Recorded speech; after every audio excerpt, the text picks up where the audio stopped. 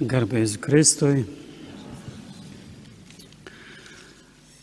Ištrauka, kurią ką tik girdėjome, vadinama Evangelija apie pirmųjų mokinių pašaukimą arba Evangelija apie stebuklingą žvejybą. Į šią ištrauką galima žvelgti iš Simono ir jo bendražygių perspektyvos. Tačiau iš pradžių verta pažvelgti į ją iš gerojo mokytojo Jėzaus perspektyvos.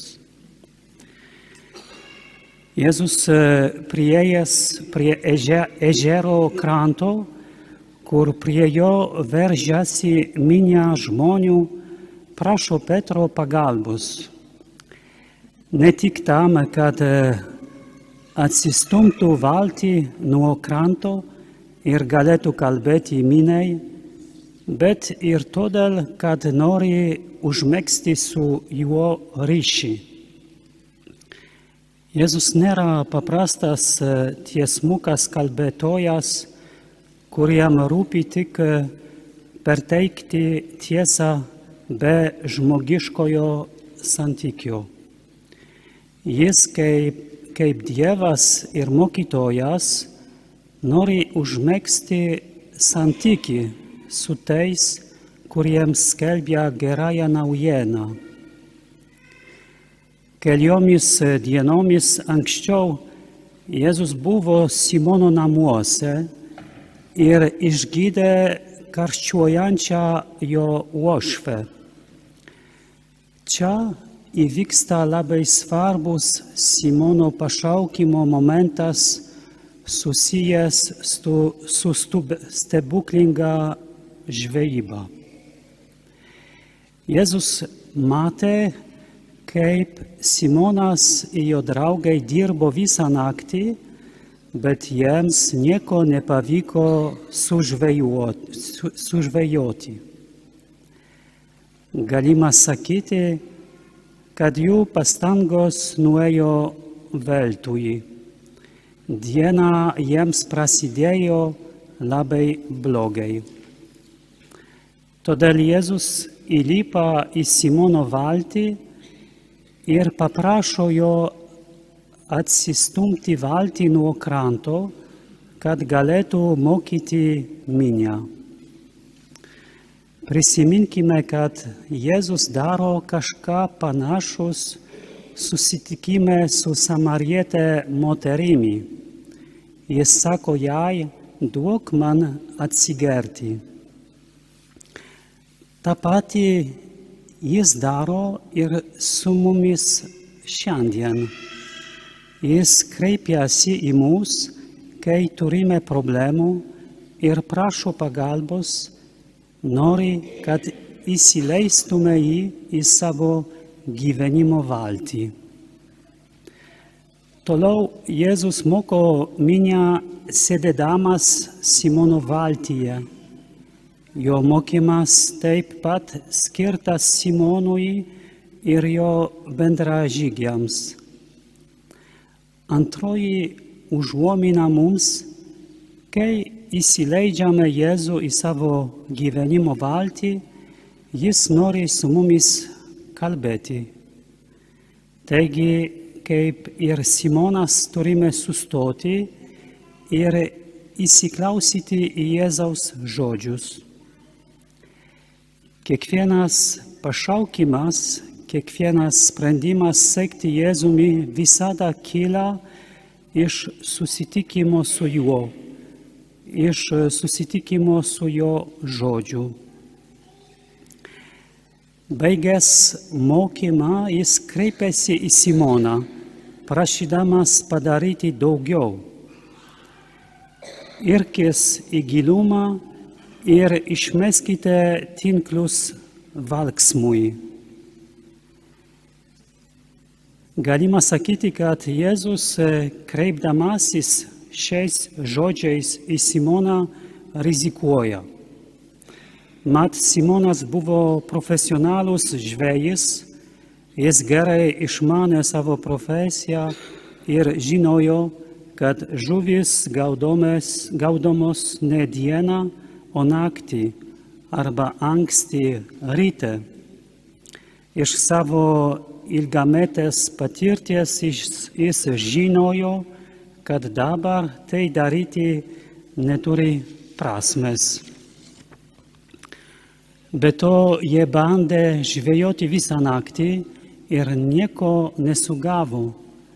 Tačiau jis sako, mokytojau, mes kiaurą naktį vargę nieko nesugavome, bet dėl tavo žodžio užmesiu tinklus.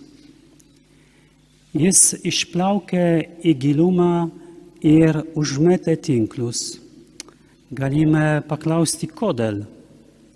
Manau, kad Simonas, klausydamasis Jėzaus, žiūrėdamas į jį, tikėjo ir pasitikėjo juo labiau nei savo, kaip žvejo patirtimi. Be to jis nebijojo, ką pagalvos jo bendražygiai ir ant kranto stovėję žmonės.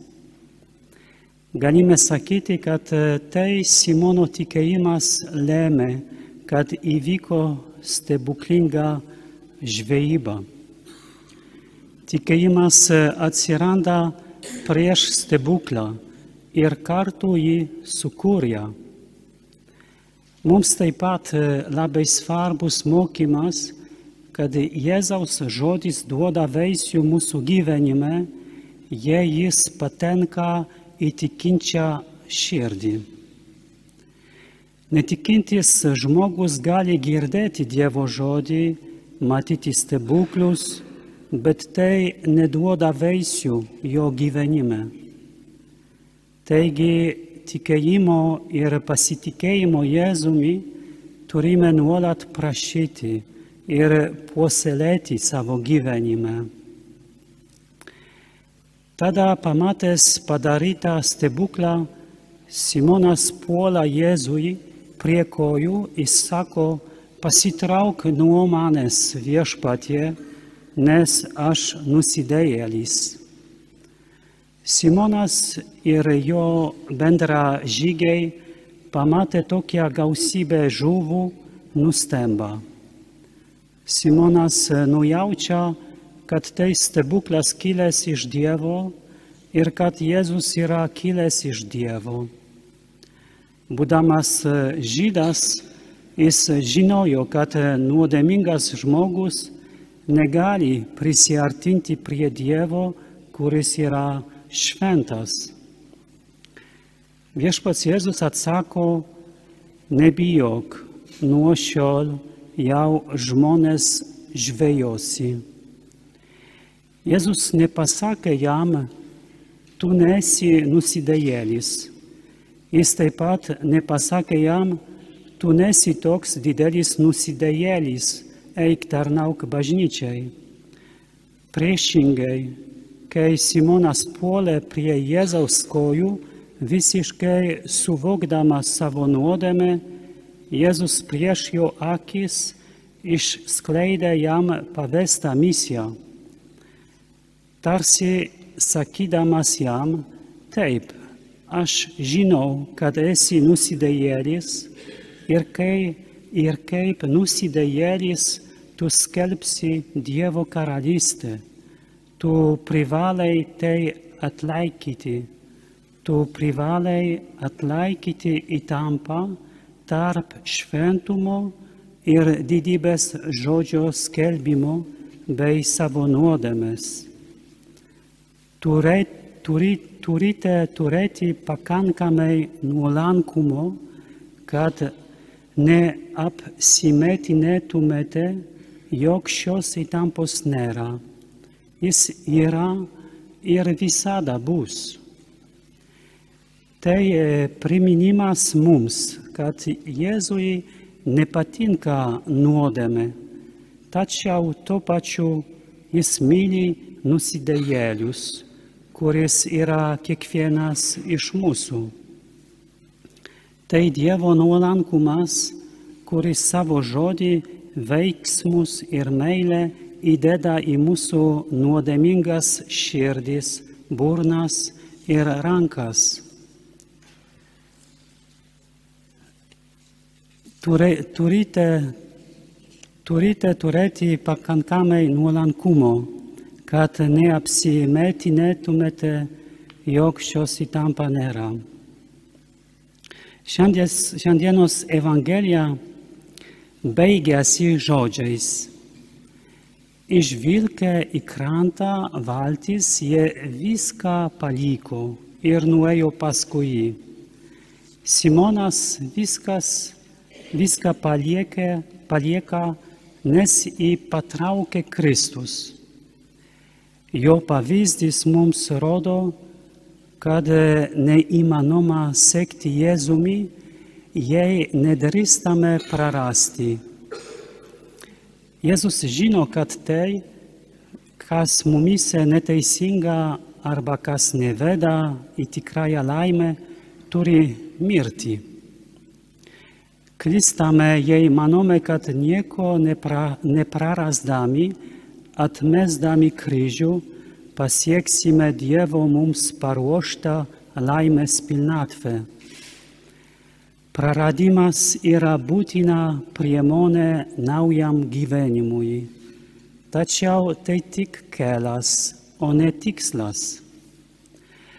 Apibendrindami šiandienos Evangeliją, galime pasakyti, kad tikėjimas yra susitikimo su Jėzumi patirtis. Patirtis, kad Jėzus mane myli.